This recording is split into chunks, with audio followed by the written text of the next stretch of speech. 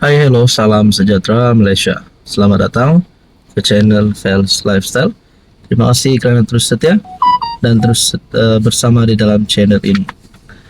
Ini satu berita buruk untuk Muhyiddin, untuk Hamzah Zainuddin, untuk Azmin Ali dan bos-bos besar Bersatu, ataupun lebih exact bos-bos besar Perikatan Nasional. Dalam satu sumber yang saya lihat, sumber ini berkata, Bersatu berbala. Siapa harus ketua I-Parti harungi pilihan raya umum ke-16. Sumber parti berkata, pelan peralihan kuasa menyebabkan perbalahan. Sama ada Muhyiddin Yassin patut kekal atau menyerah kepimpinan kepada Hamzah Zainuddin.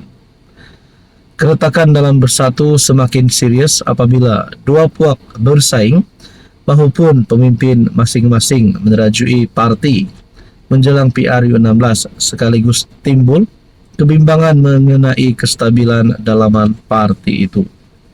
Sumber dalaman berkata, keretakan bermula pada Julai tahun lalu apabila Presiden Muhyiddin menggariskan pelan peralihan kuasa, menyaksikan Hamzah memenang tanpa bertanding sebagai timbalan presiden pada pemilihan November lalu. Azmin Ali pula dilantik sebagai Setiausaha Agung. Bagaimanapun, pelan itu mencetuskan perpecahan dalam parti. Dengan kem Azmin bertegas, Muhyiddin perlu kekal menerajui Bersatu, manakala satu lagi kem mahu Hamzah mengambil alih kepimpinan. Saudara-saudara, adakah dengan ini, kalaulah kem Hamzah Zainuddin rancangan mereka gagal untuk menaikkan Hamzah sebagai Presiden Bersatu, adakah dengan ini mereka akan boikot Bersatu, mereka akan boikot Muhyiddin dengan cara keluar daripada parti bersama dengan Hamzah, dan mungkin mereka akan tubuhkan parti baru. Wow, bagaimana pula komen Anda?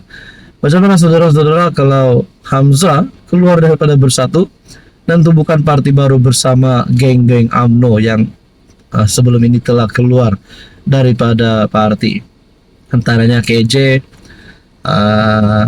Hishamuddin Husin yang digantung, Syaril Hamdan, dan mungkin juga Tun Mahathir yang kini memang tidak ada parti. Jadi saudara-saudara yang saya hormati, tuan-tuan dan puan, bagaimana yang akan berlaku kepada Bersatu kalau mereka benar-benar berbala? Siapa yang menjadi ketua untuk mengharungi PRU 16? Ini pasti satu perkara yang membuat Muhyiddin Yassin pening kepala. Tuan-tuan dan puan yang saya hormati, adakah ini membawa kepada satu keretakan besar, bukan saja untuk Bersatu tetapi untuk Perikatan Nasional?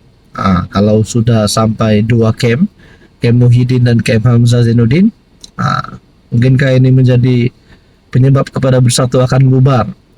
Walaupun saudara-saudara, kita nantikan saja. Hello semua, salam sejahtera Malaysia. Selamat datang ke channel Fels Lifestyle. Terima kasih kerana terus setia dan terus bersama di dalam channel ini.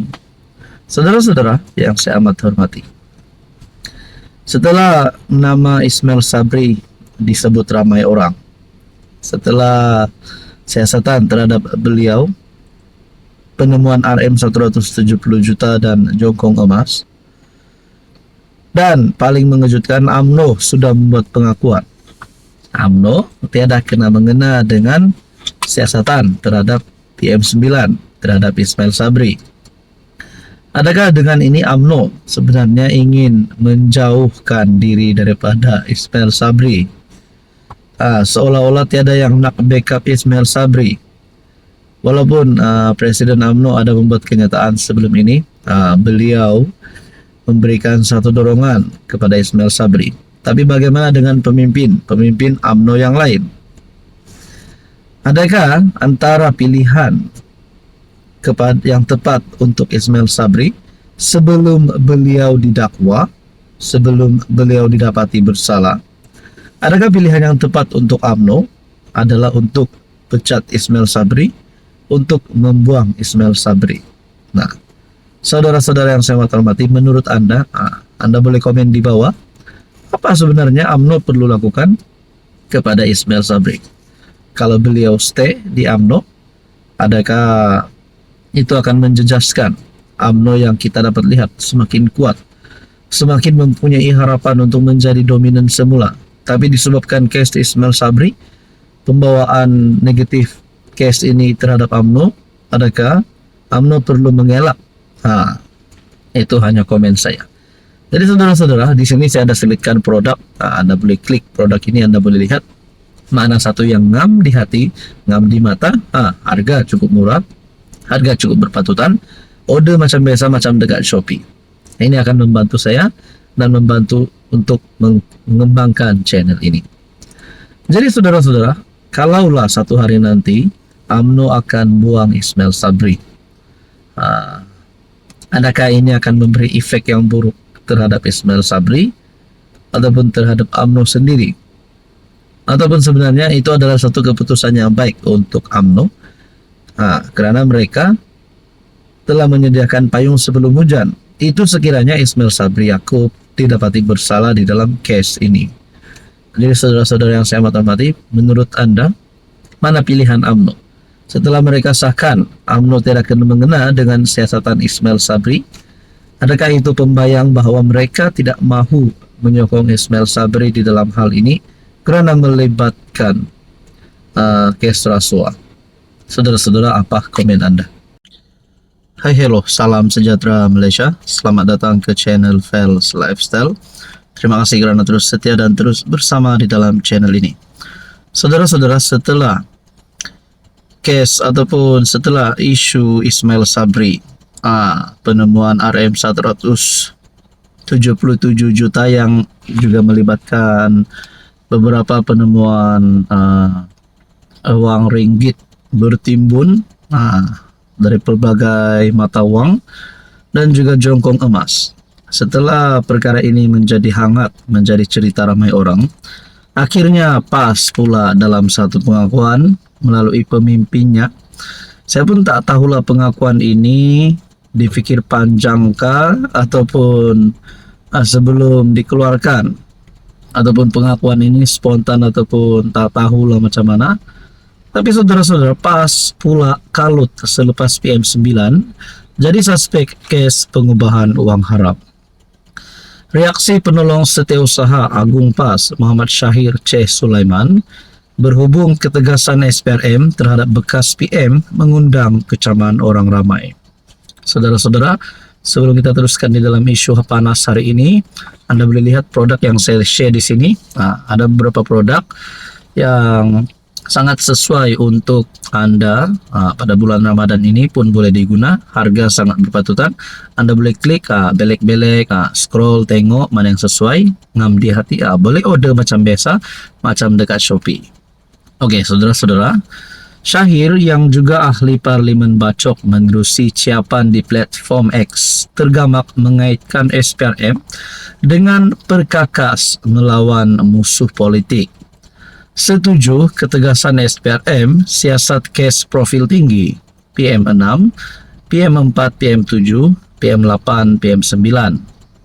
Mengundang dua tafsiran, SPRM tegas lawan rasuah atau jadi perkakas lawan musuh politik. Adakah di sini ahli parlimen bacok Syahir Cek Sulaiman ini sedang cuba untuk mempertikaikan cara kerja ataupun gerak kerja SPRM terhadap siasatan yang melibatkan nama bekas Perdana Menteri? Adakah di sini sebenarnya kenyataan ini tidaklah difikir panjang oleh ahli parlimen bacok ini? Itu menjadi pertanyaan saya. Dalam kes PM9, wujud lebih dua tafsiran.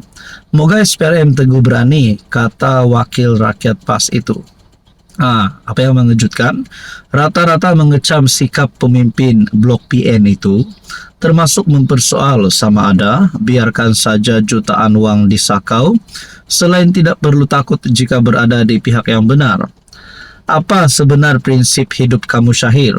Ada hak rakyat miskin dan susah dari duit berjuta tu. Ingat, di akhirat tidak dilepaskan.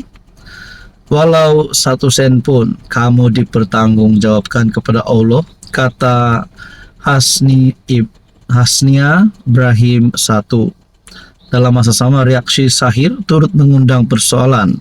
memandangkan Ismail Sabri yang juga MP Bera bukannya pemimpin daripada PN. Apa kejadahnya?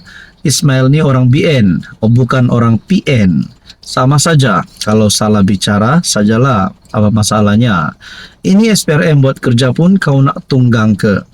Kalau ada bukti geng Bang Non sakau, repot dekat SPRM jangan melalak, memfitnah saja, kecam Syaril Samad. Jadi saudara-saudara, adakah dengan ini MP ataupun YB daripada PAS ini sebenarnya tidak lagi relevan untuk berada di dalam politik Malaysia ini kerana kenyataan beliau ini mengundang kecaman ramai? Saudara-saudara yang saya hormati, apa pula komen Anda?